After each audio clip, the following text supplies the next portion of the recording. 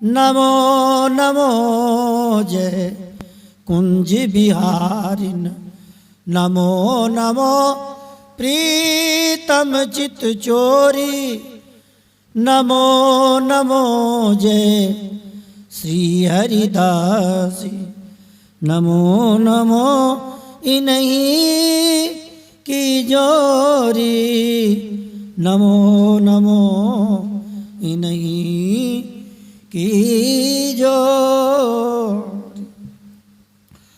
श्री भगवत ऋषिक जी महाराज की जय जय श्री राधे। पूर्व के प्रसंग में ज्योतिष वैदिक व्याकरण सावर स्रोदक स्रोदय कोक सामुद्रिक पिंगल पढ़े जस प्रताप त्यों लोक। यह प्रसंग पूर्व में हम लोगों ने श्रवण किया। इसका तात्पर्य क्या है? ऋषिक जी कहते हैं इन पदों में, गावें हम सोई करें सहज लाडली लाल। हम गाते हैं तो ये नाचते हैं, और जब नाचते हैं तो मैं गाता हूं। क्या बढ़िया बात। इसलिए भैया वही कला श्रेष्ठ है जिस कला के द्वारा श्यामा श्याम का दर्शन हो, प्रिया प्रीतम प्रसन्न हो। ये अभिप्राय कल इन पदों का, इस पद का था। अब आगे क्या कहते हैं? अब भैया कहा बतावें, अपना अपना मत है, वो अपनी बात कह रहे हैं, किसी की स्तुति निंदा नहीं। 28वें नंबर की कुंडलिया भगवत श्री जी वर्णन कर रहे हैं। साचो नहीं निज धर्म को कासो करिए प्रीति,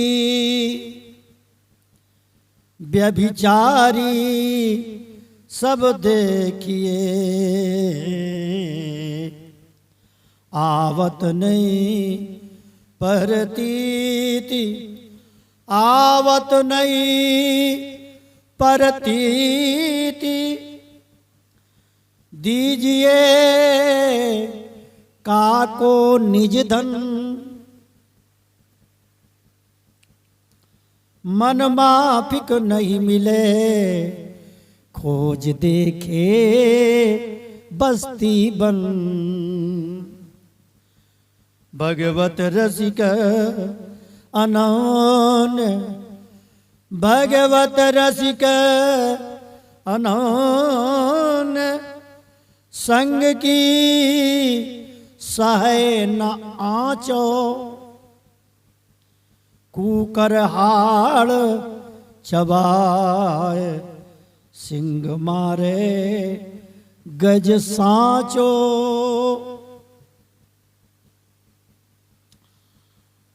कुत्ता जो है हड्डी ही चबाता है, उसका स्वभाव है कुत्ते का हड्डी चबाने का।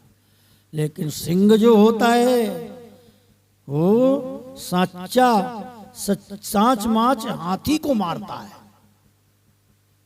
सच्चा हाथी को मारता है। इनका इस कुंडलिया का मूल अभिप्राय क्या है कि जो हमारे हृदय में श्री धाम वृंदावन श्यामा श्याम जुगल सरकार की क्रीड़ा कल्लोल हृदय में कर रही है, यही जुगल सरकार बिहारी बिहारिन हमारी संपत्ति है।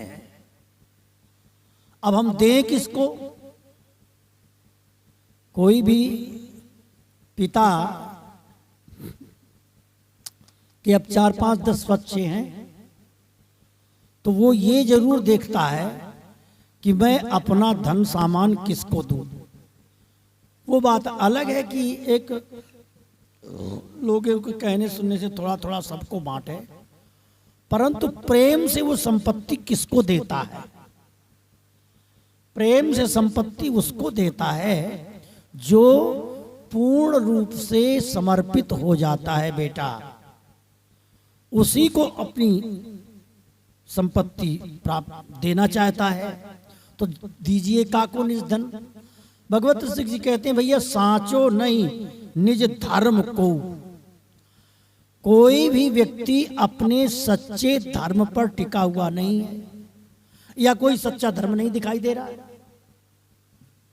कासों करिए प्रीति, जब कोई सच्चे धर्म पर टिका नहीं है तो हम क्या उससे प्रेम करें?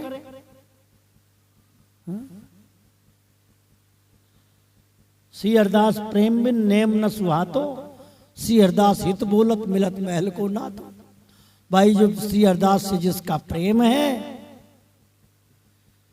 वही नेम है। प्रेम बिन नेम न सुहातो, जो हित से बोले, प्रेम से बोले।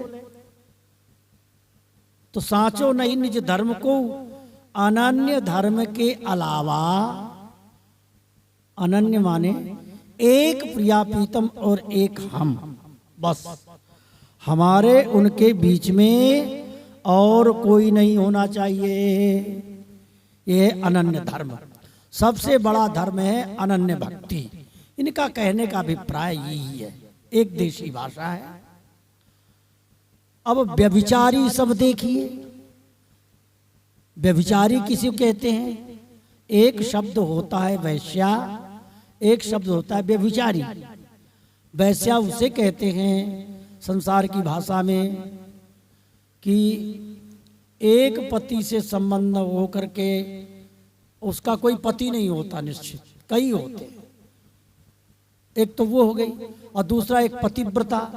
पतिव्रता उसे कहते हैं एक ही पति होता है, बस दो बातें हैं। तो जो जिसका मन, अच्छा वैश्या कौन है? ये हम लोगों का मन ही वैश्या के समान है, जो कभी किसी का भजन किया, कभी किसी का भजन किया, कभी किसी का किया, कभी किसी का किया। तो जिनके मन एक स्थान पर नहीं है, सब व्यभिचार में रत हैं, सब देखिए आवत नहीं पड़ती। इसलिए हमें किसी पर विश्वास नहीं होता, हमें अच्छा नहीं लगता।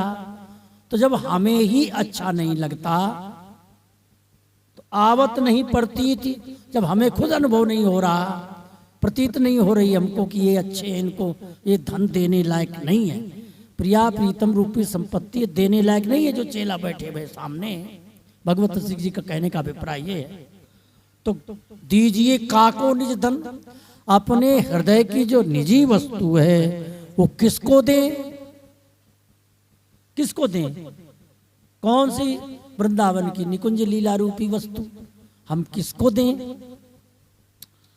क्योंकि जो मन माफिक नहीं मिले, अपने मन के माफिक कोई दूसरा व्यक्ति नहीं मिलता। ये बात सत्य है। देखो इस संसार में अपने मन के माफिक कोई दूसरा व्यक्ति मिलता ही नहीं है। इस बात को जो व्यक्ति जीवन में समझ जाता है वो कहीं धोखा नहीं खाता है। जिसने किसी पर विश्वास किया वहीं विश्वास में उसको धोखा मिल जाता है, और जहां विश्वास में धोखा मिला फिर रोता गाता है। क्यों?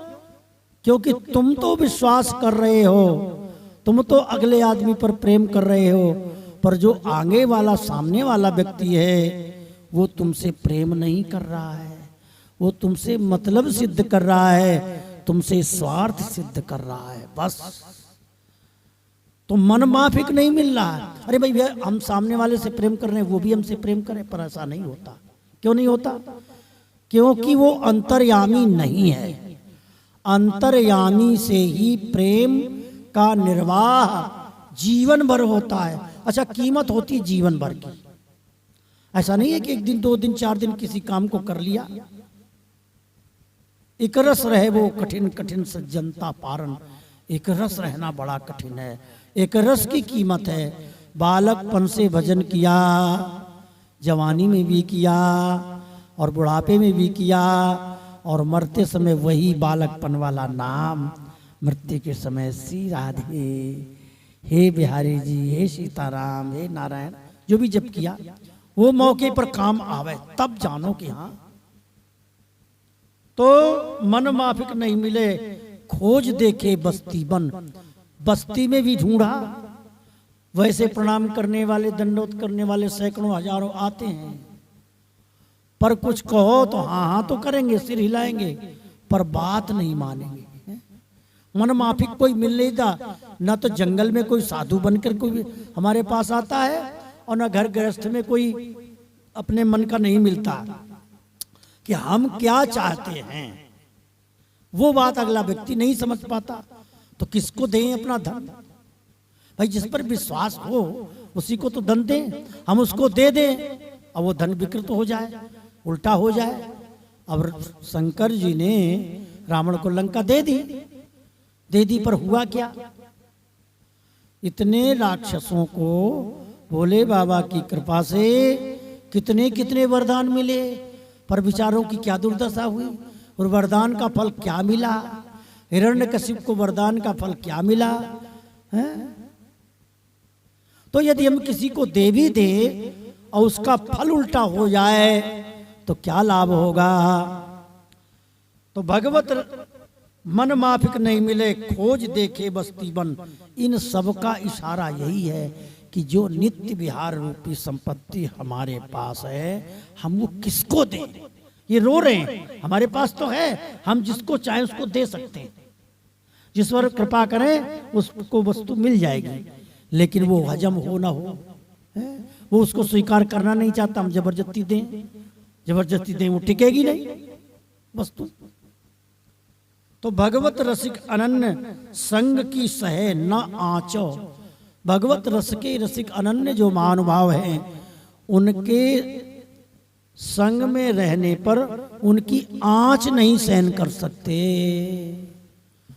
अब तो हम चलो कुछ आप लोगों को कहते सुनते हैं, समझा देते हैं, लेकिन हम भी अपने गुरु जी के पास रहते थे तो वहाँ ये सब ज़्यादा बातचीत नहीं होती थी। हाँ, वहाँ तो सीधा सा है, थोड़ा सा गड़बड़ हुआ, जाओ भैया जाओ अपना काम करो, हमारे पास मत आओ। दो टूक कर देते, पास में आने का काम नहीं। बात मानो तब तो हमारे पास रहो, नहीं सीधे जाओ। हम जैसे कह रहे हैं ऐसे भजन करो, ऐसे साधन करो, ऐसे मर्यादा में रहो तो ठीक है, नहीं भेजा अपना काम कर। तो हमारे महाराज जी के पास कोई व्यक्ति टिक नहीं पाता था कि उनको तो केवल भजन से मतलब था। 24 घंटे बस भजन करते रहते, जो शरीर की क्रिया होती, सेवा पूजा कर लिया, माला लेके बैठे रहते। और कोई व्यक्ति यदि इधर उधर की चर्चा करता तो तुरंत अच्छा जा भैया अपना काम कर, चल वो टेम ना माला करनी। तो ऐसे महानुभाव जो अपने भजन साधन में लगे रहते हैं, वो उनकी आँच कोई सहन कर नहीं सकता, उनके पास कोई रह नहीं सकता। जब रह नहीं सकता है तो साधन कैसे करे? कूकर हाड़ चबाए सिंह मारे गज सांचो। कूकर हाड़ का मतलब क्या है? कुत्ता हड्डी चबाता है। मतलब विषय भोगी जीव जन्म जन्म से विष को कीड़ा विष ही खाए, मिश्री सूंघत ही मर जाए। हम लोगों का जन्म जन्मांतर का स्वभाव विषय भोग का पड़ा हुआ है, मैला खाने का। अब जो अभ्यास पहले का है, अब ये नया अभ्यास किया जा रहा है भजन करने का, नाम जप का, कीर्तन का, सत्संग का, ये नया अभ्यास चालू हुआ है। तो अब इसका संस्कार बना है, अब बना है तो आगे और बढ़ेगा। लेकिन जो पुराना अभ्यास है वो तो अपनी ताकत मारेगा ही। इसलिए कुत्ते की आदत होती है, वो हड्डी चबाता है। मतलब जीव का स्वभाव है ये केवल विषय भोग रूपी हड्डी को ही चबाता है। सिंह के समान, सिंह हड्डी नहीं चबाता, वो तो सांच माच का शेर मारता है। शेर जो है हाथी को मारता है। सिंह मारे गज सांचो। मतलब जो अनन्य महानुभाव हैं वो माया रूपी हाथी को कब्जे में करके, और जब ठाकुर जी को भजन करते हैं तो भैया सच्चा कोई धर्म नहीं है। तो इसलिए किससे प्रेम करें और किससे बात करें, कौन के पास बैठे, तो इसलिए किसको अपना निज धन दें। अब आगे कहते हैं, ये एक प्रकार से गुरु शिष्य के मध्य की बात, अपने दिल की बात कह रहे हैं। जो आवे सो कह दे महाराज प्रिया प्रीतम के दर्शन करा दो, ठाकुर जी के केवल वाणी से बोलते हैं, भीतर से कुछ नहीं है उनके। तो भगवत सिंह जी कहते भैया ऐसे कहने वाले तो बहुत हैं, पर दें किसको धन।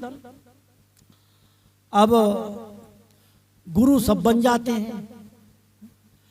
थोड़ा सा किसी के पास जाओ, तुम्हारे पास कोई रोग है, कोई बीमारी है, तो जिससे बात करोगे वो कोई ना कोई दवाई तुम्हें जरूर बता दे, पर ये पता नहीं है कि ये दवा तुम्हारे शरीर के अनुकूल है कि नहीं है। वात, कफ और पित्त 3 प्रकार के शरीर की व्याधि होती है। अब ये तो वैद्य ही बताएगा कि तुम्हारा बुखार कफज है कि वातज है कि पित्तज है। तो अच्छा वैद्य होगा वही तो अच्छी दवाई देगा, और बाकी तो किसी जिसके पास जाओ घर घर में गुरु। वही बात कह रहे हैं आगे की कुंडलिया में, इसका चिंतन अलग करेंगे। तो घर घर में गुरु वैद्य सब, बिन गुरु वैद्य न कोय, औषधि मंत्र बता वही शीघ्र सिद्ध ये हो। जिसको देखो सब गुरु बन रहे हैं।